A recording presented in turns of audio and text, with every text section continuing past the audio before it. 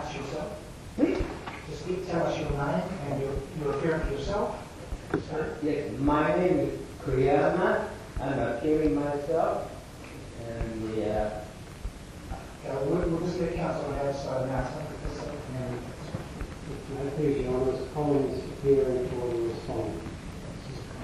Go ahead, counsel, please. Just so you understand, we have your written material, and we have 15 minutes time. I submit material, case on appeal, and the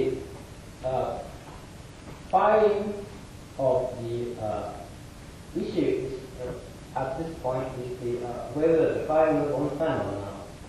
And the objection of the respondent is that this appeal should not be heard because the application for the appeal was not filed on time. I think you should, I'll just ask my colleagues to intervene if they disagree with this, but I think you should concentrate on what is the reason you should be allowed to argue the appeal. Because if you have a good reason to argue the appeal, then I think we will give you an extension of time.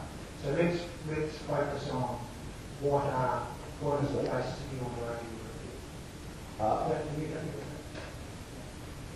appeal. My argument is the filing of the need appeal was on time, so therefore no need for extension. And my argument is supported by the letter from the registrar. No, I'm saying you don't need to argue that. If you've got a good basis for appeal, then we will give you an extension of time.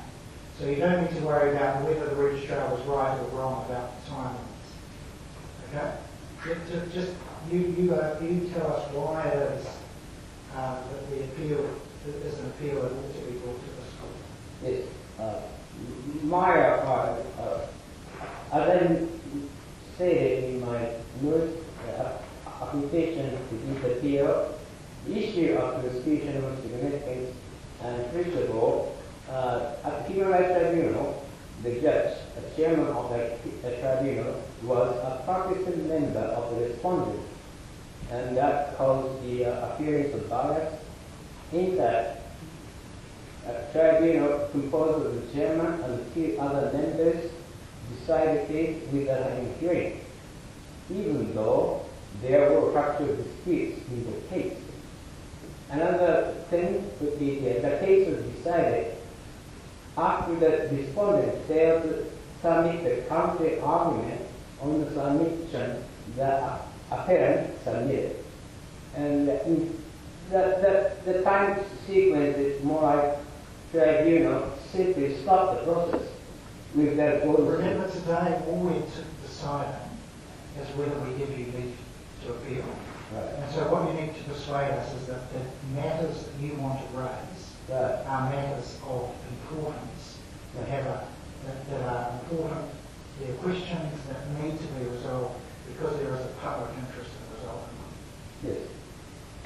My submission is the respondent should be liable for the action that former country district legislature did.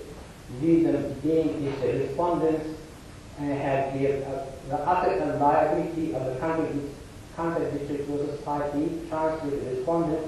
Therefore, appellant has the right to pursue grievance and complaint and also claim against the respondent. And that's the basis of the appeal. Also, another appeal that the respondent will do is the Human Rights Tribunal, according to the Human Rights Act, substantial nature of the case, which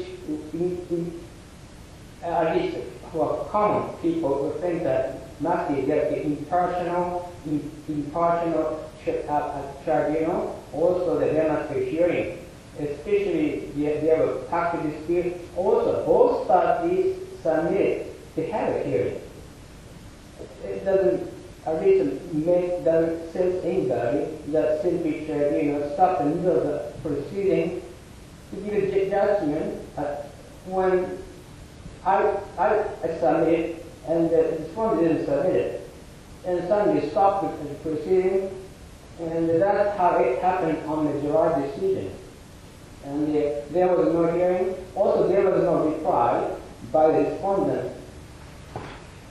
So, this injustice has been done by Human Rights Tribunal, and that's the reason why I responded. I argued for the bias of the chairperson from the beginning, and through the High Court and also the Court of Appeal, as a part of the argument that Court of Appeal should run, because processing member shouldn't be judging a case, because processing member and both sides will feel the same party.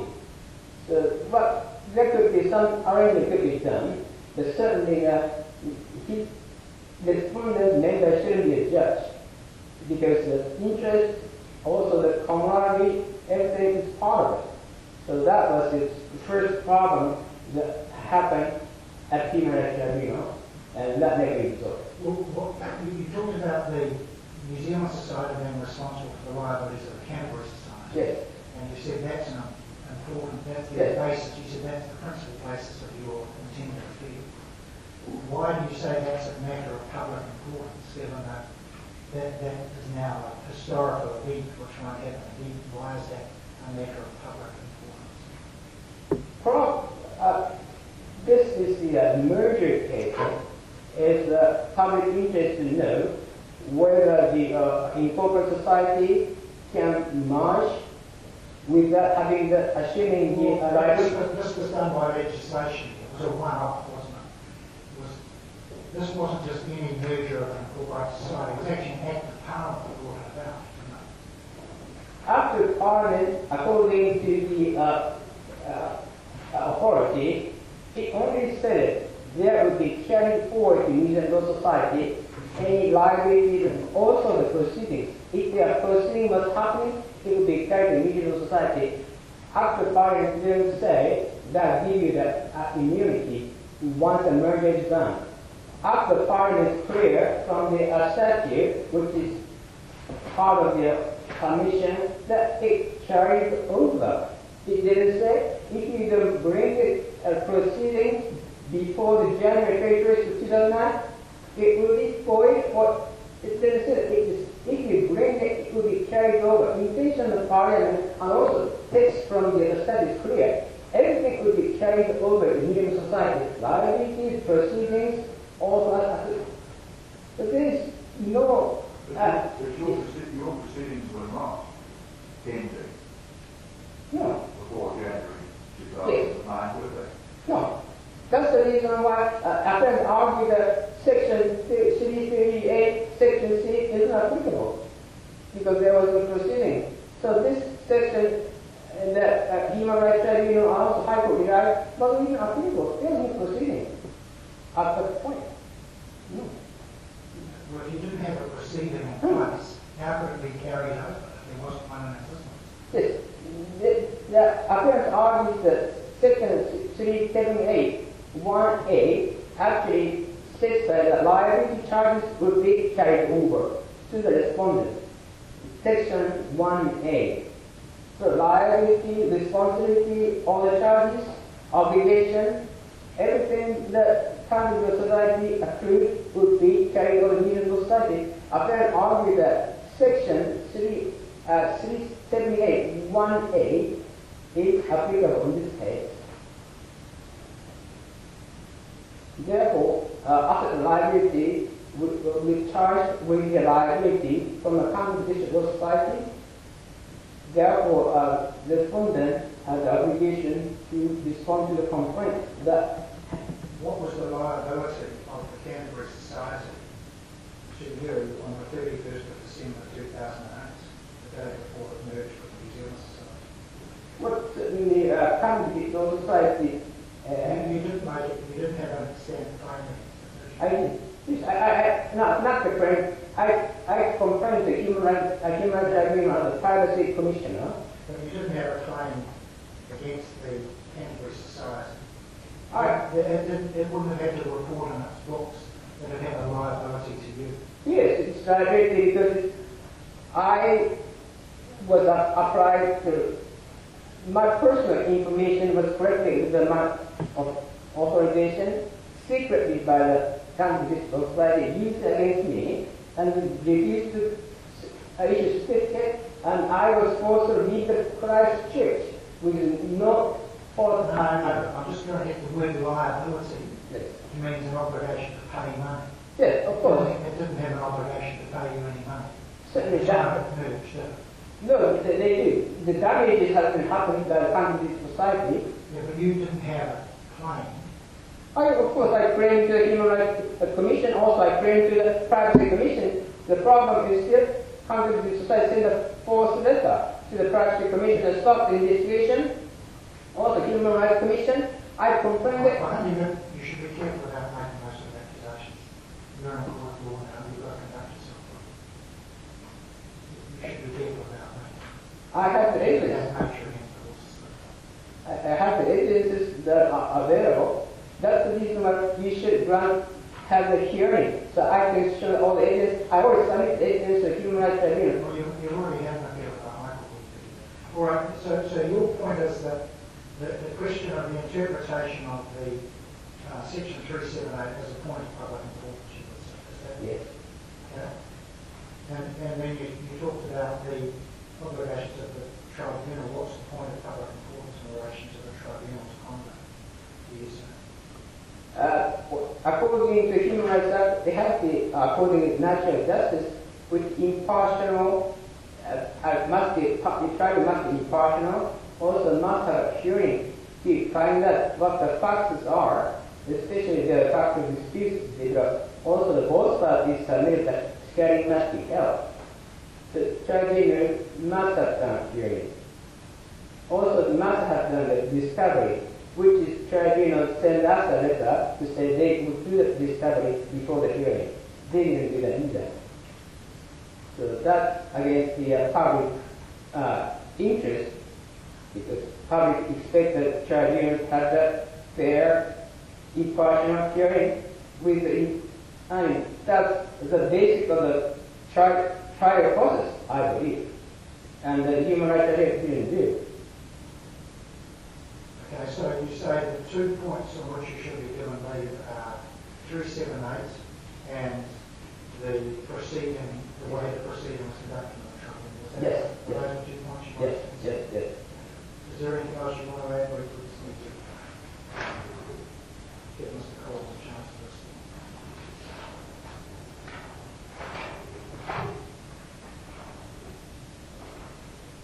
Yes, so those are the three issues.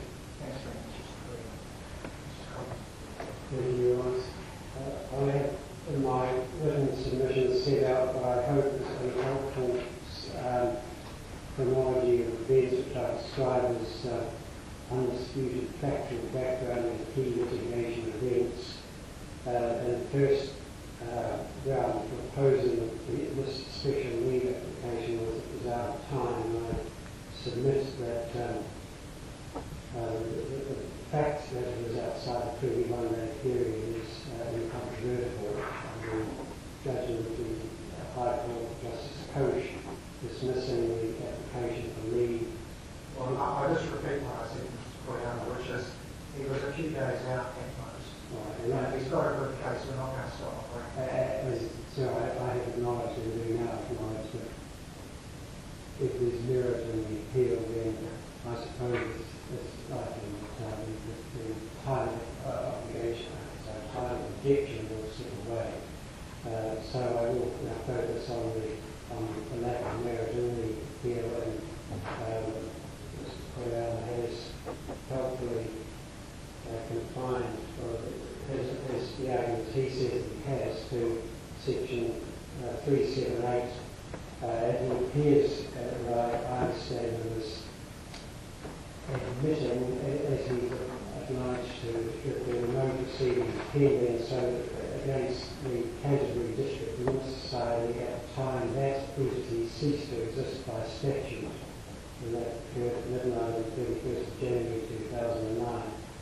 And whether we're talking about current and unresolved complaints or actual proceedings before the Human Rights Review Tribunal or elsewhere, there were no such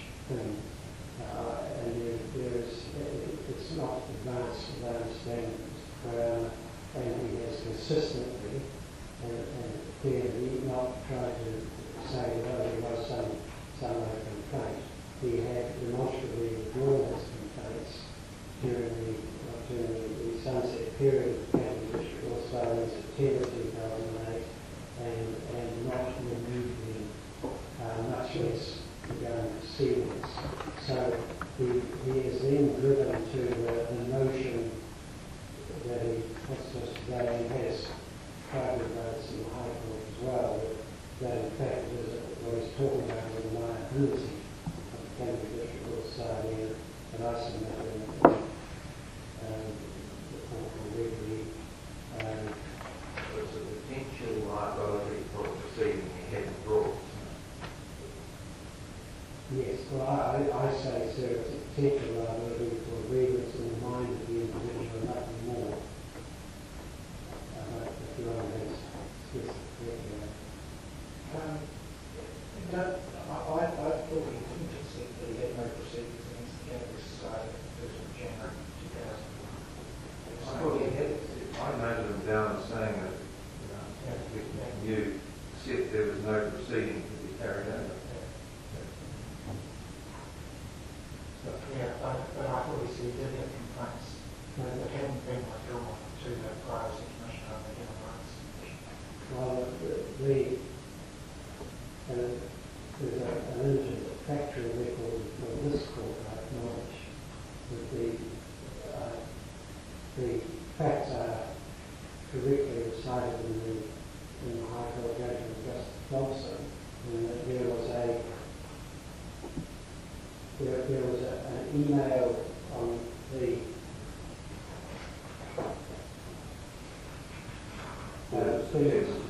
September saying complaints dropped. It was headed complaints to the Privacy Commission, the Human Rights Commission, and it said in substance complaints to the Privacy Commission, the Human Rights Commission had been dropped.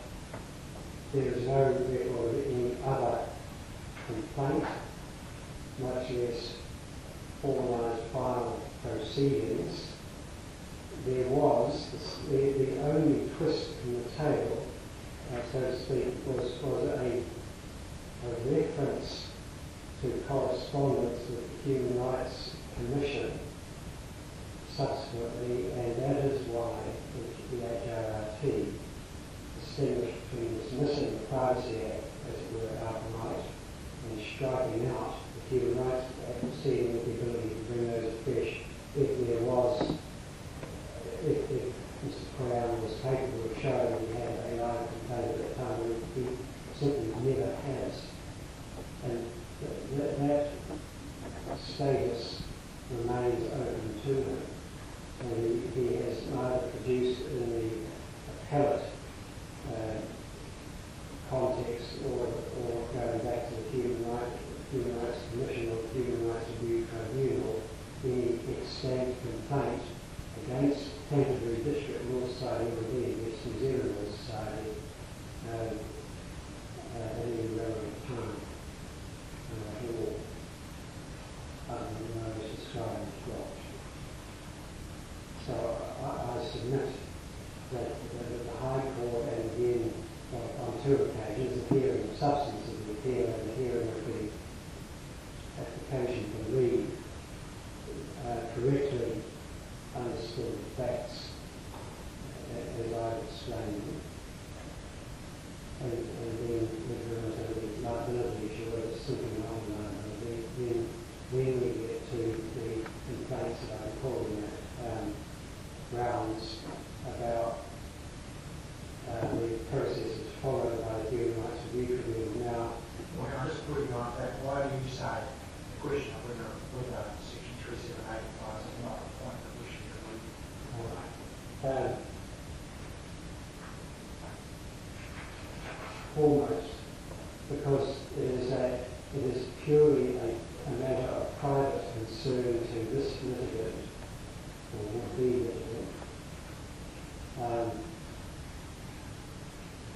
There is no, and that in the nature of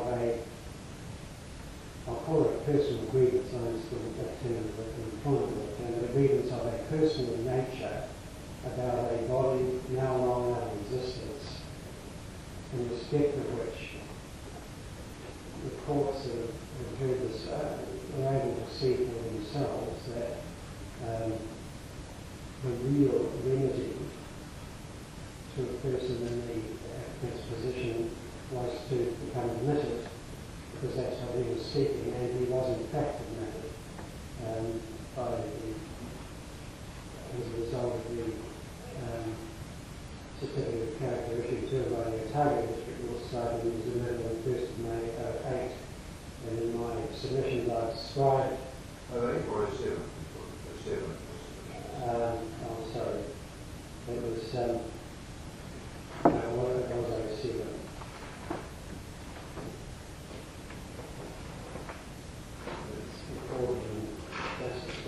Judgment 107, sorry, that was the correct date.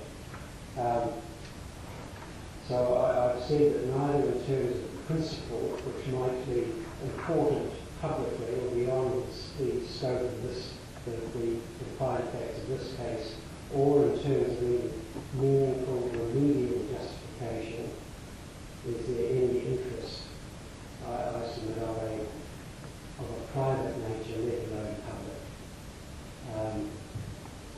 And to add to that, in terms of the public interest, let's say there was an interest in interpreting and applying an aspect of the provisions for the transition between the two pieces of legislation governing the legal profession. We are now, since 1 August 08,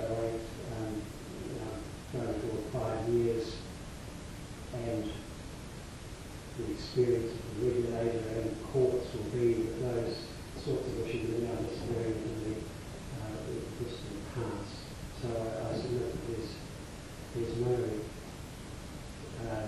interest, public or private, of the sort discussed in cases like Dawson that justify the continuation of this matter, and indeed it's my submission that it should be brought to an end. Now, what happened? Complaints about the conduct of the tribunal board. 2 points about that. First, again, this particular document is not for you, but the Human Rights Review Tribunal made a decision on the bias issue, and that was dated the 18th of February 2010. It's named Koyama v. New Zealand also 2010, HRT 2, 18th February 2010. The issue there was that the applicant objected to the then tribunal chairperson continuing to sit in this matter because he was a member of the New Zealand Law Society, or had been by virtue of his status as a barrister and solicitor, and with practicing certificate. And does the statute say that the chair has to be a barrister and solicitor? Yes, or a district court judge.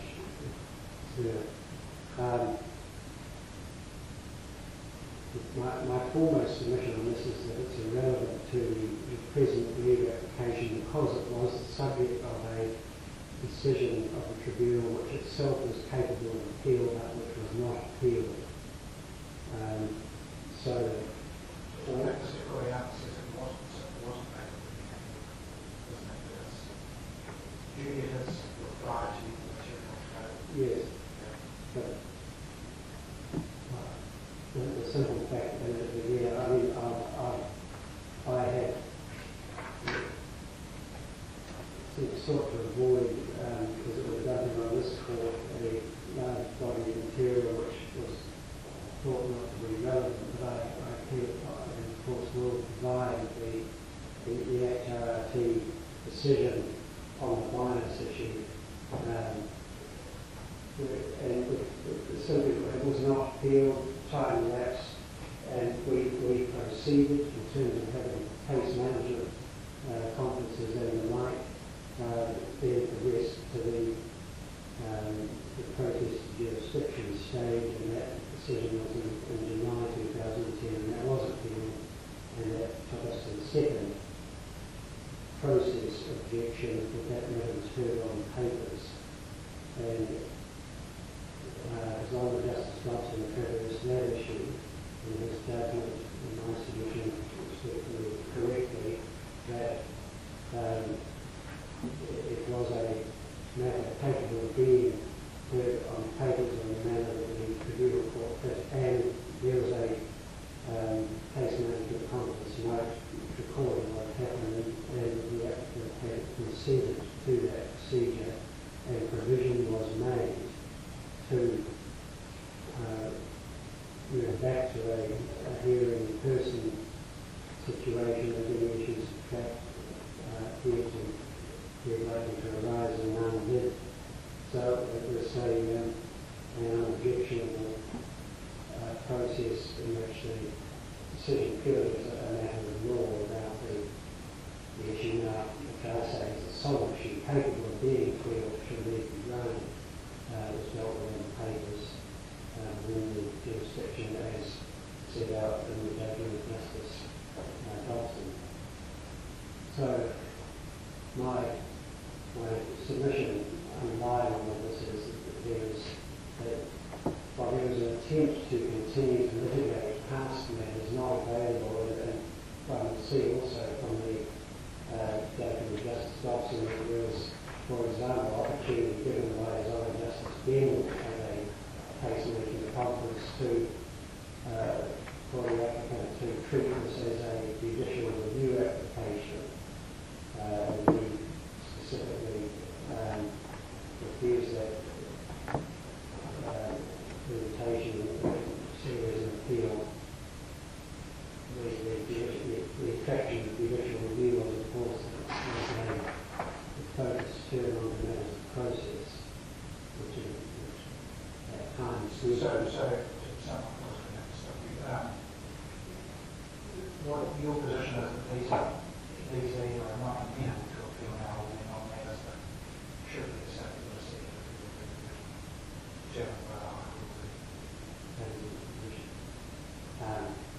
but as to the matters of process, they are not amenable to appeal. As to the matter of the sole point of law about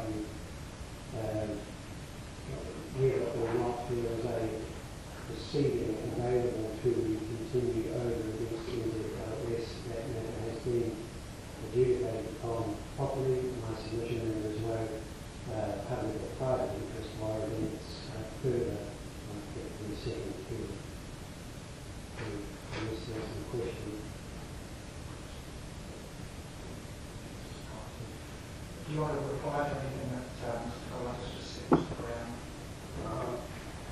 First of all, my understanding is those on the many cases are dealt with issues of extension for the both appellant failed either file or say paper on time at the High Court. And this case is different. High Court everything's on time, and my understanding even Court of Appeals on time. Okay. Then another issue is, as I stated in my memorandum submitted, I have complained to the private commissioner continually after this September. And the private commissioner sent a letter when the litigation started, says there is no problem with this issue. Only thing is that they didn't complete the investigation. That is the only thing that they talked about. They didn't say anything about withdrawal compliance, nor anything about any invalidity of the complaint. Simply they said, we didn't complete the investigation. Just so we understand, the point you want to argue on appeal of this court is that the Canterbury Society had a liability to you, and that was carried over to the New Zealand Society. And that's the point. Yes. So all we need to decide is that a matter of public goods, not whether you're right or wrong, whether it's a matter that this court should trouble itself with given all its other obligations, because the argument against you is that you're the only person who's interested in this thing, nobody else is interested, and therefore it's not a public issue. This is the first case of the merger of equal society.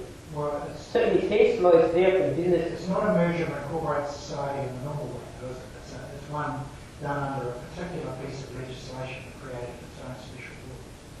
Then a piece of providence, a liability in assets has been transferred from the country society to the international society. Crystal clear, the liability and both.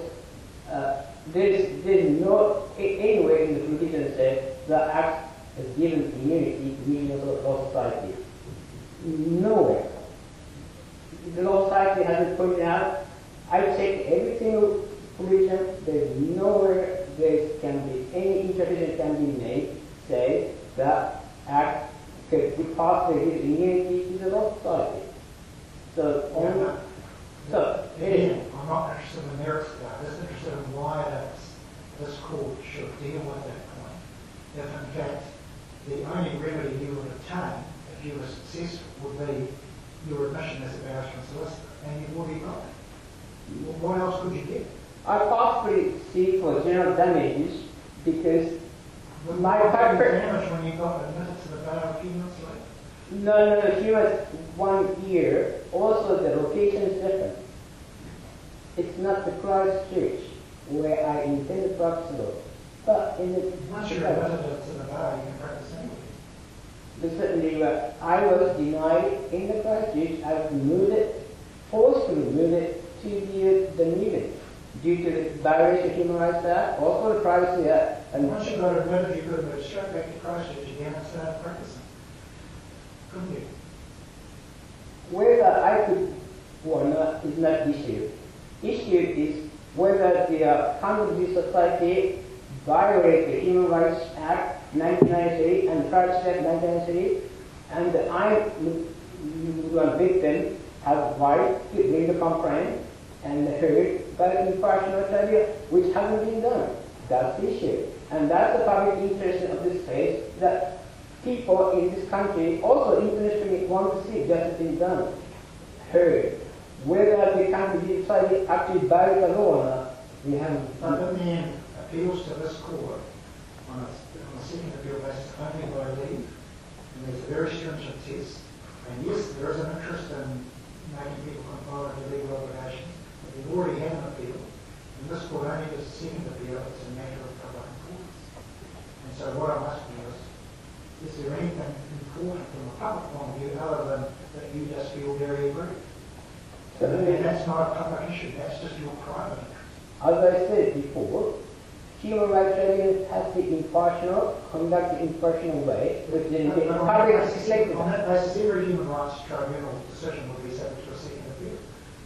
There has to be some which don't get a second appeal. The law says we only give it to ones that have a particular public importance. Certainly, well, there's one issue that I believe is the Dobson, Justice Dobson said himself that he invented an issue on the bias. The problem of this method is the bias issue was raised by Appellant, and also this issue was argued by the respondent as well. The both sides argue on the bias issue. Actually, the respondent said bias must be heard in the High Court. That is the Yeah, you're off the top of that. So if I understood you correctly, your argument is in relation to Section 378 and in relation to the conduct of the tribunal is that there is a general interest in those bodies being held to act in the tribunal being held to act in a proper way. And in relation to Section 378, you say there's a public interest because you could possibly have a damages claim. yes. Is that your only, that's the only public interest you have in relation to Section 378?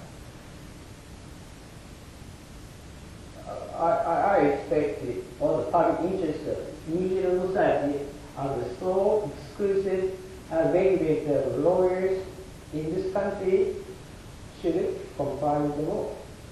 And that's public expected. Lawyers from various access, liability, and asset transfer in the society, public expect the law society to be more honorable. We take the responsibility of the country to society, the emerging period. The public expects that. The public see this case as whether the law society takes responsibility. That's public sees it, and that's important because the judiciary and the law society are exclusive service providers, and the public expects it to be at this point. And that's public interest. Because of the position of the defendant is one and only regulator of lawyers, and the public expects much higher standards dodgy, some company that escape or whatever dealing they come up with. Not what happened. Thank you. We will reserve our decision for progressive Please. Mr. Byrne?